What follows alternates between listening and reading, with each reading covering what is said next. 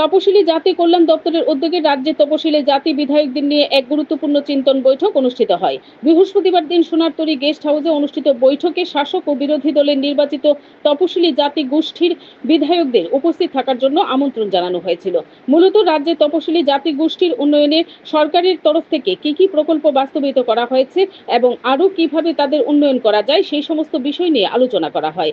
এক সাক্ষাৎকারে তপশিলি জাতি কল্যাণ দপ্তরের মন্ত্রী সুধাংশু দাস বলেন, তপশিলি জাতি গোষ্ঠীর উন্নয়নের জন্য আজকের বৈঠক উপস্থিত বিধায়কদের পরামর্শ নেওয়া হয়।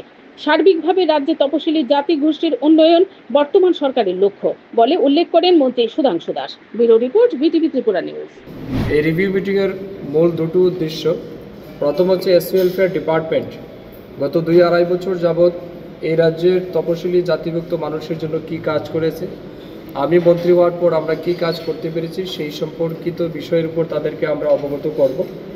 দ্বিতীয় হচ্ছে আমাদের এই রাজ্যের যারা এসসি কমিউনিটির মানুষ আছে তাদের অর্থনৈতিক এবং সামাজিক মান উন্নয়নের জন্যে আরও কি কি গুরুত্বপূর্ণ পদক্ষেপ গ্রহণ করা উচিত, কি কাজ করা যেতে পারে এই সম্পর্কিত বিষয়ের উপর আমরা সম্মানিত বা মাননীয় বিধায়কদের আমরা মতামত চাইব।